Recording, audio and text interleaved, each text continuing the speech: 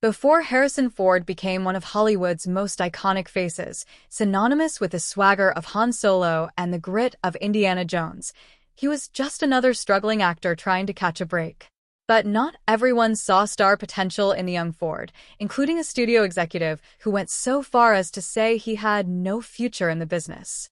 In a recent interview, Ford shared one of the more humiliating and ultimately hilarious early experiences of his career.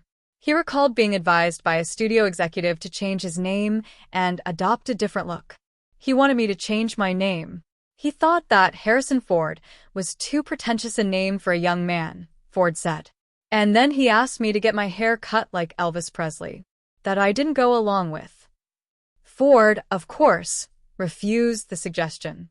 Rather than bend to industry whims, he walked away from the deal, even forfeiting his paycheck in the process. Years later, after his name had become a household one thanks to Star Wars and Indiana Jones, Ford would run into the same executive again. I met him later across a crowded room, Ford recalled. He had sent me a card on which he had written, "I miss my guess." And I looked around and couldn't remember which one he was. But then he nodded at me and smiled, and I thought, "Oh, yeah, I know you."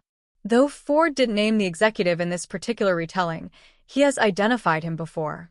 On the Conan O'Brien Needs a Friend podcast, Ford revealed the exec was Jerry Tokofsky, a man just a few years his senior, who apparently never stopped calling him boy. He gave me a picture of Elvis Presley and told me to take it to the studio barber before a meeting, Ford told Conan.